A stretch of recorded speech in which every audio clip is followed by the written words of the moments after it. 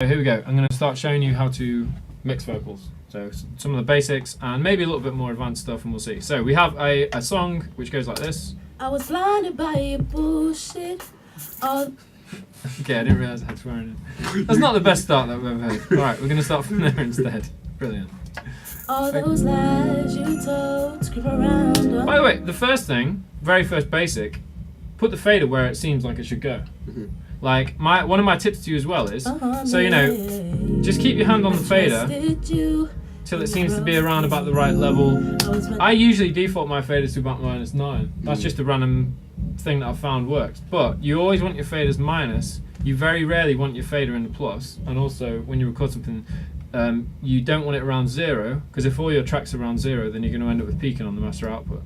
Now, a good way as well, just to say, the best way to really get an idea of where levels are is to turn the volume down. Okay. So listening to it at a very low level. So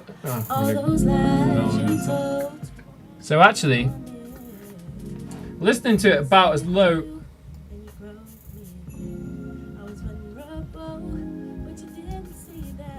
So it's funny, but audibly, you actually judge things better at a low volume. So I'm going to start by I've decided my fader level on a basic level is going to be -8, yeah?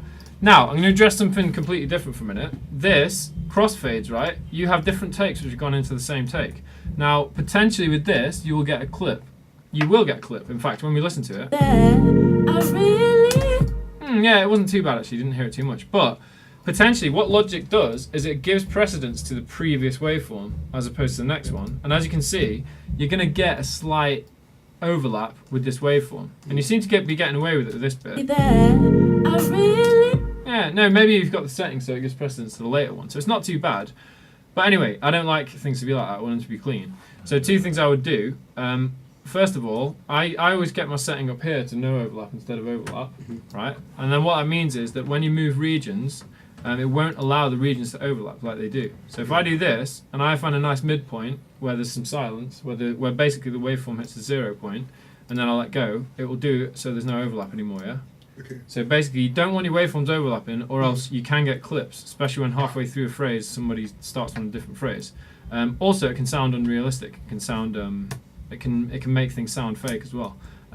While we're on that subject, I am just going to do one more thing, which is equal power crossfades, because you seem to have a fairly nicely edited vocal, but still, even when it sometimes doesn't look like it, you still get clips. Even when it looks like there's silence going into silence, sometimes the slightest thing can cause a clip, and that is not good. So this is how you do it, right? And if you'll watch this back and you'll be able to do it. Over here, you have a default for fade outs, right? What I've done, you might notice, I've selected all of the waveforms apart from the last one, right? So don't do the last one, because that would be a fade out you'd want instead of an equal power crossfade. It'll make sense in a minute. So I select the first 4, because there happens to be 5 here. I change fade out, so instead of fade out, I'm going to do this one, which is called equal power crossfade. I hold it down and I go to EQP. Okay, now still nothing's happened because I haven't chosen the length of the fade. There's a box here which doesn't exist until I double click in it. When I double click, it gives me a value of 0. This is measured in samples, right? Now, and I won't go into it in a load of detail, but samples, there's 44,100 per minute in this thing because that's what the sample rate is.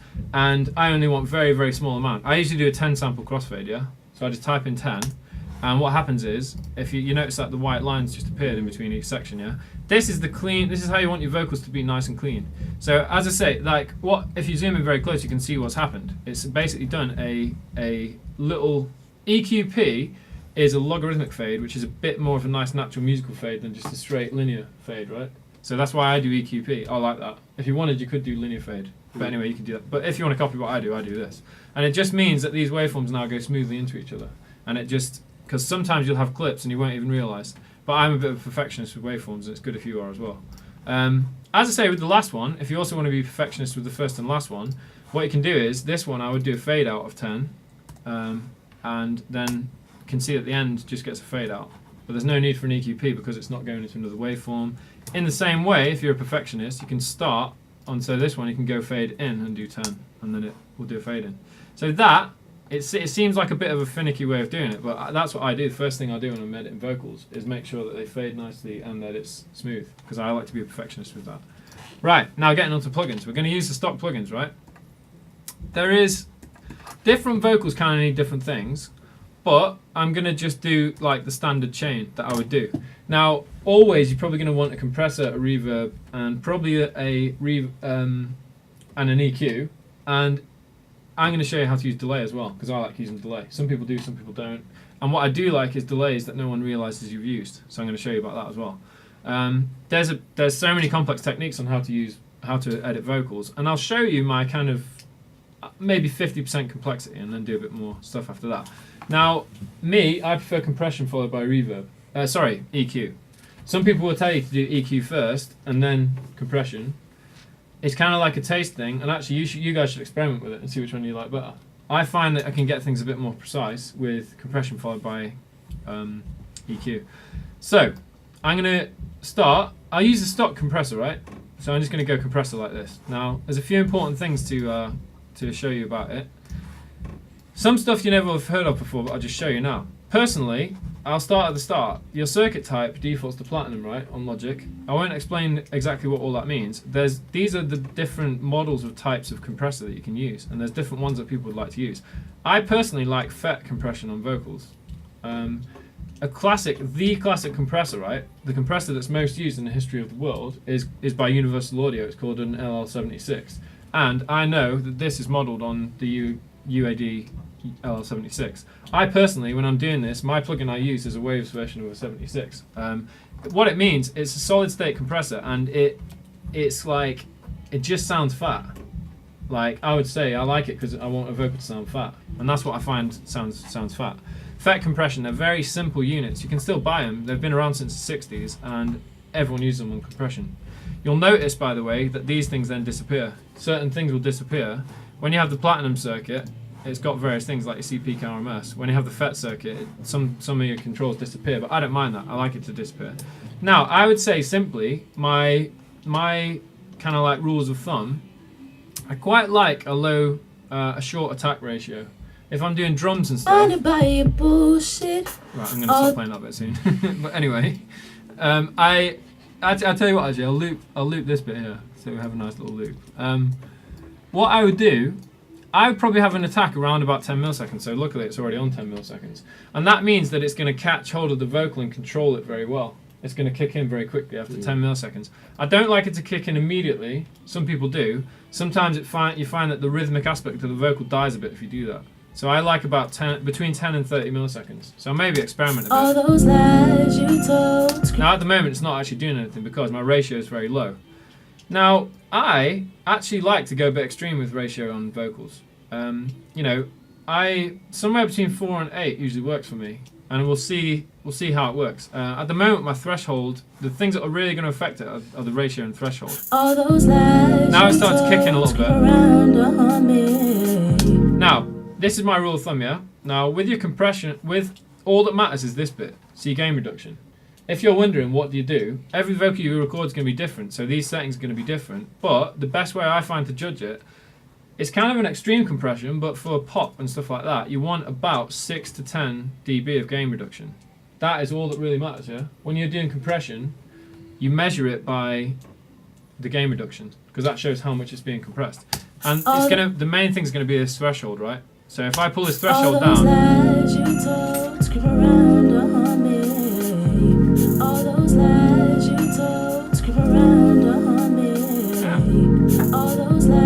I don't know if you can hear already, it's a bit more consistency to the vocal, and it feels a bit more controlled and kind of squished in, and that's what compression does.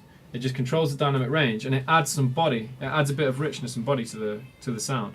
So I quite like that. That's quite nice. Might try and push it a bit harder. That's a bit too much. Yeah, I like that. It's nice. Now, big important thing is, when I bypass it, it should have the same. It should sound audibly as loud as it does when it's not bypassed. So just for a minute. All those lies you told, skip around on me. All those lies you told, skip around on me. Can you see how it's made it a bit quieter than when it's off? Now that every time, some people would tell you not to do this, but this gain fader, you should adjust it to the point at which it sounds the same audibly when the compressor's on and off. Or else your ear, you start tricking your ear into thinking it sounds worse or better. Your ear will naturally think something sounds better if it's louder. Then but it's you not. usually use the other thing.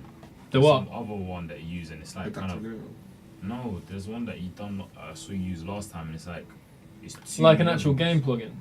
Yeah, it must have. Oh, been you're probably something. thinking of the RVox. Yeah, because there is another It's like plugin. orange, that's like orange. Yeah, I think you're talking about Orange, RVox, the Waves plugin. So it will do the same thing, but this I'm using the Logic stock plugins for this on purpose because they're the ones that you'll be able to use mostly. But it's the same concept. It has an output gain fader. And you'll probably notice that because it's reducing it by about 6 to 10 dB, it's probably going to have to be about 6 to 10. All those lies you told to keep around on me. All those lies you told to keep around on Now that's about right. You know, it sounds about the same. Now I don't know whether you can really hear the difference between those now, but you'll start. Compression is a subtle thing, and after you've done it for a while, you'll start to hear when something's compressed and when it's not. Yeah. You'll really start to hear that smoothness, and compression is about just adding that bit of smoothness to your vocal and control. lies you told to keep around on me. All those lies. And you'll also find, especially in headphones, it pushes the vocal forward. It makes the vocal sound like it's closer to you, almost. It's weird. It's a dimensional thing. It makes the vocal sound like it's more sat up front in your face, which is a good thing. Anyway, honestly, if you copy those settings, you might want to mess about with the release a All bit. those lies you told to keep around on me. If I was to put the release maximum, then the All gain those reduction lies you told to stays keep there, and then it takes 5,000 milliseconds before the compressor stops acting on it. It takes 5 seconds All basically. those lies you So the gain reduction goes, and then it stays and goes away. If the release is too quick, then the compressor's barely doing anything, All those lies you told to keep around on and the compressor's like disappearing straight away and not really doing anything. So a nice kind of medium level of about where it was quite nice actually. About 50 milliseconds seemed to be working with this vocal. It also depends on the speed of the tune as well. If you've got a really fast tune, you want a quicker release. If you've got a slow tune, you want a longer release usually. Anyway, compressor, that's what I would do, yeah? Now, EQ. I would keep it pretty simple if possible. Usually, one thing is, you don't really need any information frequency-wise below 100 hertz. If I just show you this, if I show you what's actually existing on this vocal below about 100 hertz, like this is a. If you hear this, you see how now this is playing everything by the way that's below 120 hertz. See this stuff here. Yeah. So you can tell that there's actually really nothing useful down at that end of the vocal, yeah. And it sounds like it seems like it wouldn't be that important, but all the you'd be surprised to clean up a mix, especially if you've got a thing with like 10 vocals in it or loads of vocal harmonies. You need to use this. So you kick in with the low pass filter, sorry, the high pass filter, I got it wrong. And I would probably cut off all the information below 100 hertz.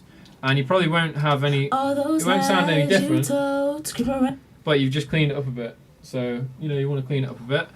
Also, personally, I always like a boost around about 1200, 12 to 1500. I usually put a boost of about 4 decibels. All those lies you told to keep around That's without on it. me.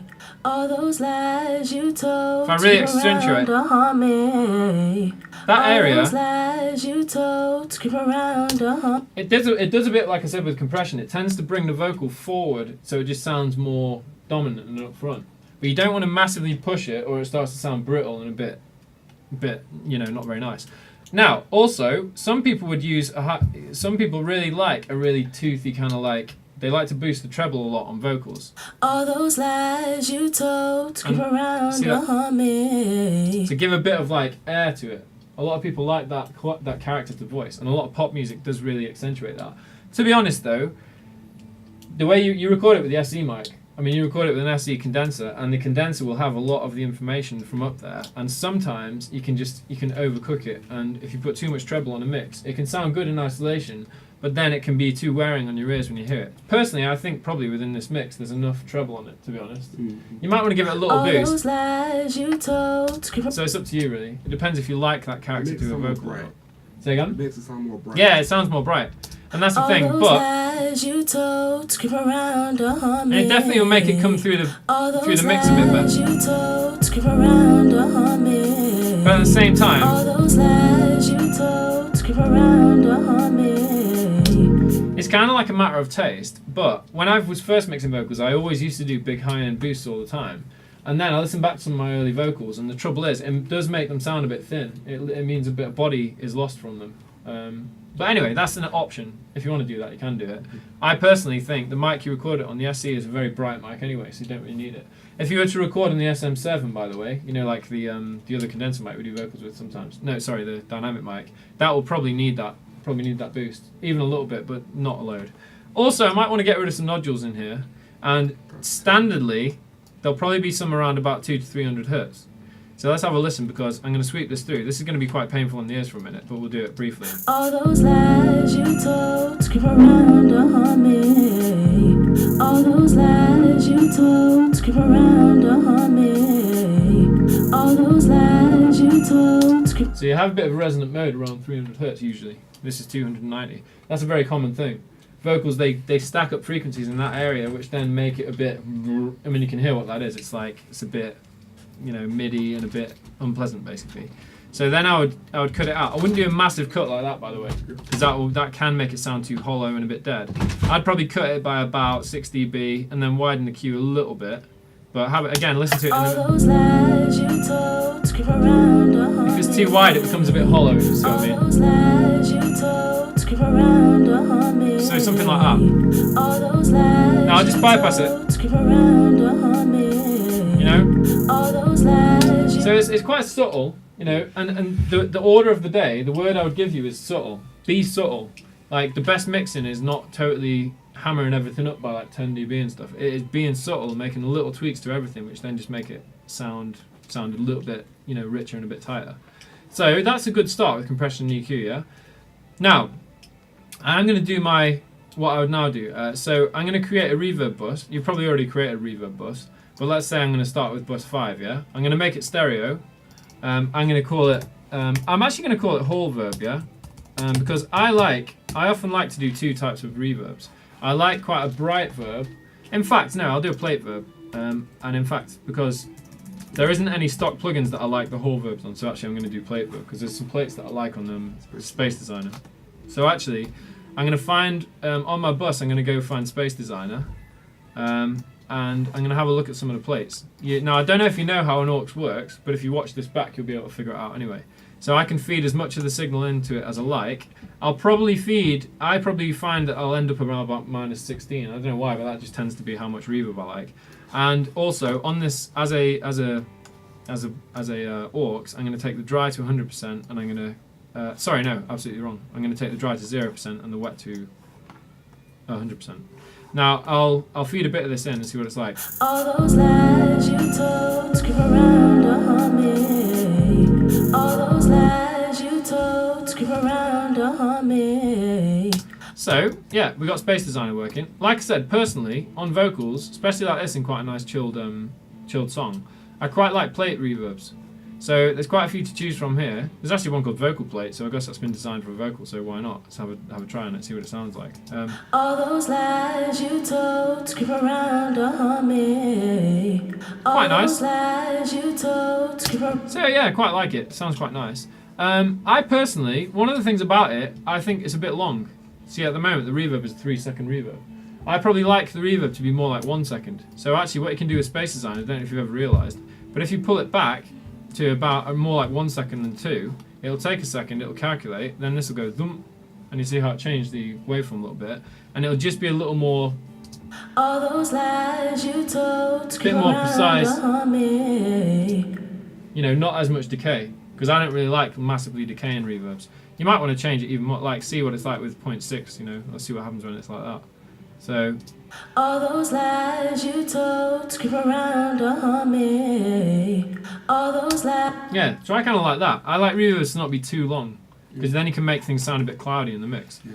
So basically, I'll put it back in the mix and we'll see what that sounds like now. All those lies you told to keep around to haunt me. And basically, the best way to All those see, lies you told to keep around to flick it up and down a bit. bit. All those lies you told to keep around to haunt If I mute it, All those lies That's you dry. told to keep around to haunt me. put it in. All those lies you So it just lifts it a told bit. to keep around to haunt me. Yeah, I personally don't like massive washy reverbs because it can get in the way of a mix a bit, make it sound a bit tight. And I like reverbs and delays to be there, but if someone didn't know they were there, then they wouldn't know, sort of thing.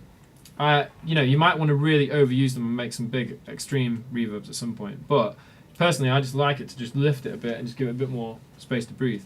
Final thing, right? Another stock plugin that I like on Logic that I would use for vocals.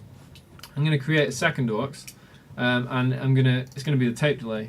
I want a delay, a slap delay, which is, again, it's something that's there, but no one would know it was there if they didn't really listen closely. Delay, what I find it does, and you see this called tape delay. I like the tape delay plugin on Logic, and it's, well, let's mute everything else actually, and let's solo it, so you hear what the tape delay sounds like.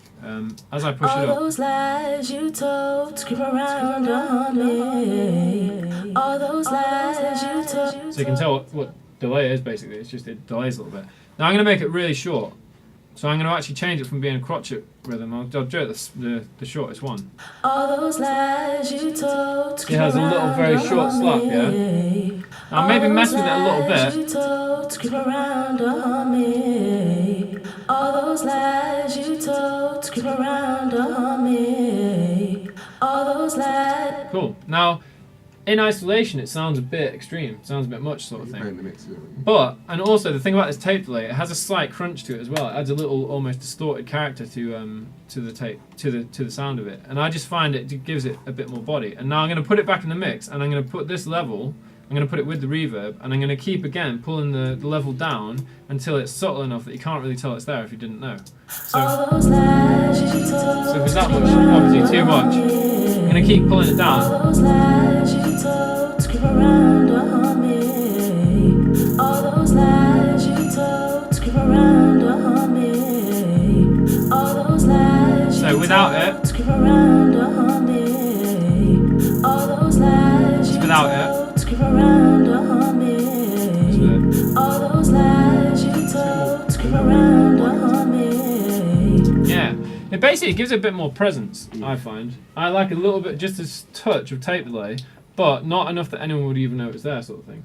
And I just find that in a mix, it just gives it a bit more life and a bit more body. So there's more stuff to try as well, but that I think if you use this is already a pretty massive video. I didn't intend it to be this long. But, if you do those things there, if you kind of copy what I did, then I think you'll find that you'll have that your vocals will start to sound more, they'll just sit better in the mix. So actually, let's hear, because if I was to actually do the two things together, let's isolate them and hear one with and one without. Because if I reset the channel strip setting here, so it's back to nothing, like I want to hear, so with the effects, this is what I just did. So.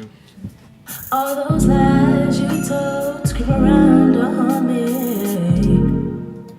So, without any of that I just did, this is acting a bit slow now. All those lies you told to keep around on me. Actually, just to make it a bit more even, this computer is starting to crash a bit. I'm going to go -8 because it's -8.8, wasn't it? So let's compare them again just to see. So dry vocal. All those lies you told to keep around on me. Effective vocal. All those lies you told to keep around on me. So, not a huge difference, but it just elevates it, and it brings it to the front of the mix a bit, gives it a bit more life, a bit more body, and a bit more control as well. And so if you stick with that as a basic chain every time, then actually you'll find your vocals just start sounding better and everything. And as I say, it's very important that your vocal sounds right, because it's the thing that 90% of people who listen to tracks are going to be listening to. Okay. Kind of.